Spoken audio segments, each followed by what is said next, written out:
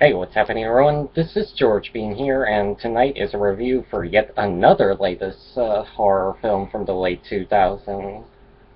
That movie I'm talking about is the 2009 slasher film Sorority Row, which was directed by Stuart Handler, whose only previous credit was the 2007 supernatural thriller Whisper, and the script was written by Josh Stolberg and Peter Goldfinger. Goldfinger, yeah, I know.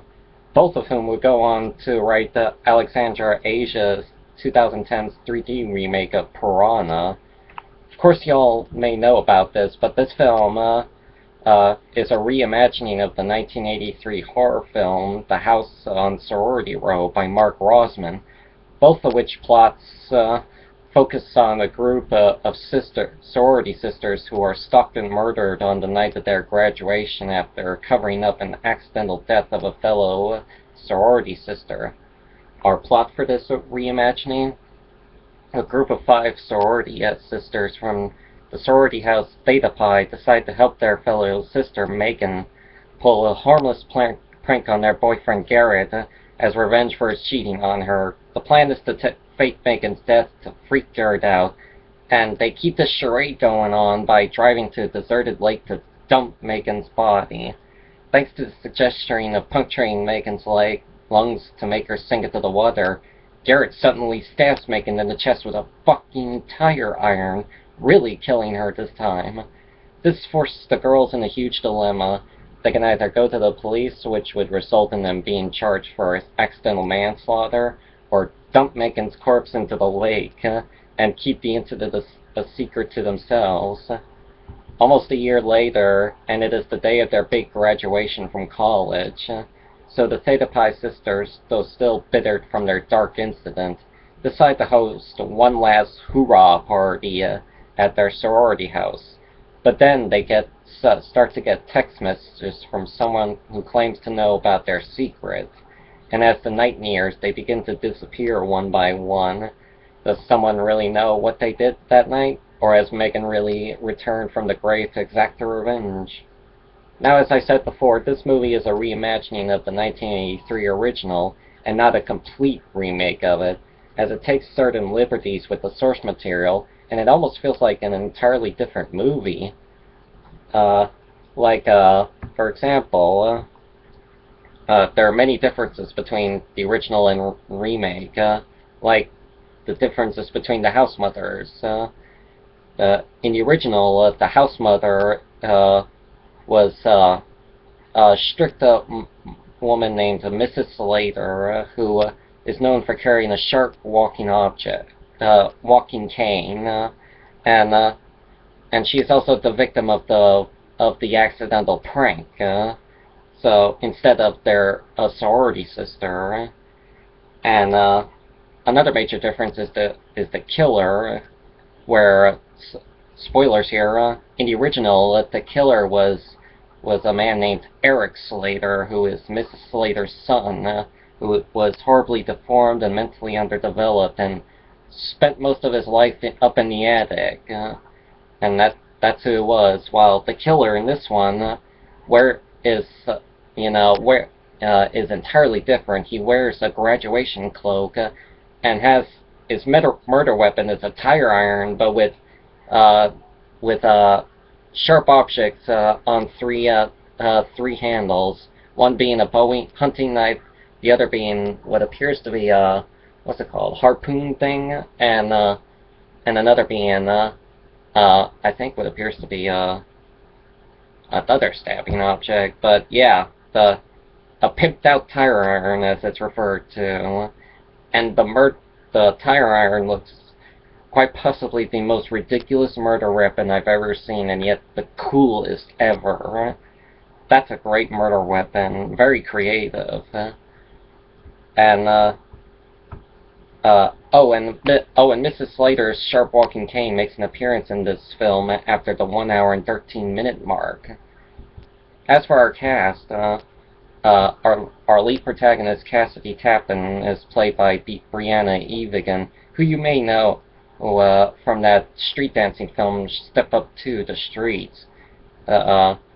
she is similar to the character Julie James in Last Summer, and uh, as they're both a morally moral person who is who feels guilty over the incident they went through.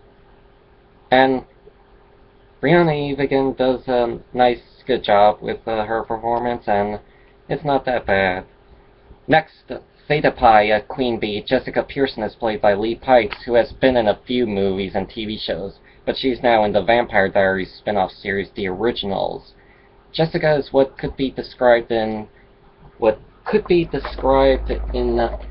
How to Make a Horror Movie handbook, that she is classified as, the Queen Bitch, as she sometimes even threatens her own sisters to keep their secret, mostly to just cover her own ass. Sounds fucking familiar?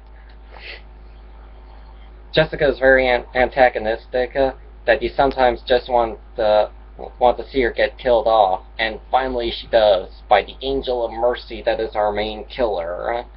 And Lee Pipes does an brilliant job playing this queen bitchy character, and when in real life she is the nicest person ever. Next up is Ellie Morris is played by Rumer Willis, who, get this, is actually the first of Bruce Willis's 5 daughters. Oh, and her mother is also Demi Moore, back when she and John McClane were both married at the time. Ellie is yet another sorority sister, and is what could be viewed in the horror rulebook as the nerd, because of her glasses and for helping her fellow sisters out in their homework. She's okay. There are some moments where she's a bit off, but she isn't really that bad. You know. English actor Julianne Morris plays Andy Richards, Cassidy's boyfriend. Andy is shown to be concerned for Cassidy, and you can tell that they love each other. He's kind of like Billy Loomis from Scream, but less creepy and more sympathetic. Oh yeah, spoiler alert. So if you haven't seen the movie and you don't want the surprise to be ruined, you can skip to this part right here. So, here goes. In the film's final act, the killer is revealed to be Andy. His motive is that Ellie told him about the incident, so he's decided to take matters into his hands and kill anyone who knows about it, with the exclusion of Cassidy. His motive, while still a bit flawed, does in a way make some form of sense. He says that one of them will eventually blabber about it to someone eventually. He also goes by a vision of how repetition comes from the company you keep, and the company Cassidy keeps are, in Andy's words, bitches. And his other reason for doing this is because he wants to help Cassidy out of it. That is quite possibly a loving boyfriend, despite becoming a psychotic killer. Oh, and on a side note, Julianne Morris was also in the 2005 thriller Cry Wolf, which I may end up reviewing sometime down the road in the future. Next is Marco Harshman, who plays fellow sorority sister Jugs Bradley, who, once again, in the horror handbook, is classified as a drunk slut. And as she is known to have a reputation to drink a lot of booze and sleep with a lot of guys. I should also mention that the guy Garrett is her brother, just to mention. You may remember Marco Harshman from that Disney show, Boy Meets World. Check out that show if you were... Yeah, that's her. Seriously.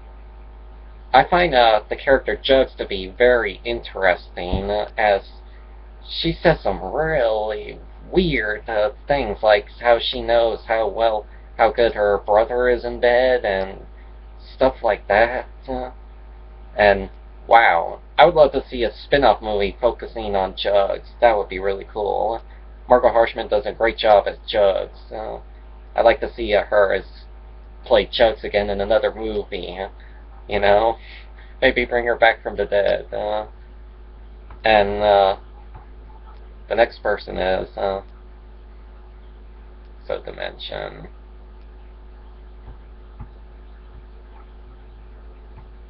is fellow sorority sister Claire Wen, who's played by Jamie Chung, whose other credits were were The Hangover Part 2, Sucker Punch, and Premium Rush, and Dragon Ball Evolution. Yeah, that's her. She was also in Dragon Ball Evolution. But she isn't that bad in this one, and it's cool, you know. And another one to mention is the sorority sister Megan is played by Audrina Patridge, who was known for being in that reality TV show The Hills. She's in this for some reason, but I guess it's nice to see someone from a reality TV show get killed off in a slasher movie. Saying, you know. And another person I should mention it in the cast is Matt Lander, who has also been in a number of those shitty spoofs by Jason Friedberg and Alan Seltzer, such as Vampire Sucks, where he plays in that movie. Edward Sullen. Yeah, he's in that movie.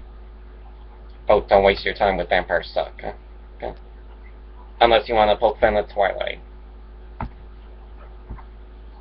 And last but not least, we have the character of Mrs. Crenshaw, house mother of the Theta Pi house, who's played brilliantly by Carrie Fisher, who you may definitely know as Princess Leia in Star Wars. I love her final fight against the killer, where she brandishes a shotgun, blasting away the elusive killer. I love the line where she says, "I don't think I'm afraid of you. I run a house with 50 crazy bitches." Awesome line, especially from Princess Leia. I love it. And so to mention on the plot, when I saw the trailer for this movie, it suspiciously reminded me of I Know What You Did Last Summer. This was before I knew that it was a remake of another movie, but it just reminded me of it. And it even has some similarities, like some of the characters in it, and both killers are wearing some black cloak, and as a sharp object in Last Summer, it's a hook, a fishing hook, but in this one, it's a pimped out tire iron. But the similarity seems striking to me. Does it remind you of it that much? You know? And I should give mention about the ending. And this is also going to be going into spoiler territory here as well. So at the end, the killer is finally defeated. A raging fire caused the Theta Pi house to go up in a puff of smoke, like as if it's been smoking 60 a day. And our three girls, Cassidy, Ellie, and Megan's sister Maggie, make it out alive. The film then cuts 8 months later, or something. The Theta Pi house is rebuilt, and Maggie is now attending in that sorority. But little does she and anybody else know, Megan's boyfriend Garrett, now apparently insane, is watching the house holding a garden trowel. And we cut to credits. Sequel bait! Except this sequel may never happen now, because it has now been 60 years since this film, so... sorry guys, but no Sorority Row 2. The movie was released to theaters on September 11, 2009, alongside the Kate Beckinsale-led thriller Whiteout. In box office terms, it managed to gross over $27 million worldwide, against a $12.5 million budget. On the contrary, however, critical receptions towards it were generally negative. But Brianna Evigan and Lee Pipe's performances were given appraisal. Some critics have even compared it to I Know What You Did Last Summer, and I can understand why. The Rotten Tomatoes tomato meter had given it a 22% rating, and it's even gotten an IMDb rating of 5.1 out of 10. But, to be honest, I believe, in my humble opinion, I believe that Sorority Row deserves at least a 6.5 stars out of 10, as much like I Know What You Did Last Summer, Sorority Row is certainly an entertaining teen slasher flick that you could enjoy on a date night, Just pretend that it's not a remake of the original. Just pretend that it's an entirely different movie with strange similarities. The Sorority cast is great in her roles, especially Margot Harshman. The kills are definitely creative to watch for the slasher fans, and its fun sense of humor gets a few chuckles out of me. So, certainly it's not as bad as people think it is. So as I said before, if you're bored and you want to watch a decent little teen slasher flick with a girlfriend or boyfriend, give this one a check out, and I hope you find it worth the watch. So, thanks for watching, ladies and gents, and until then, I'll see you next time. Peace out.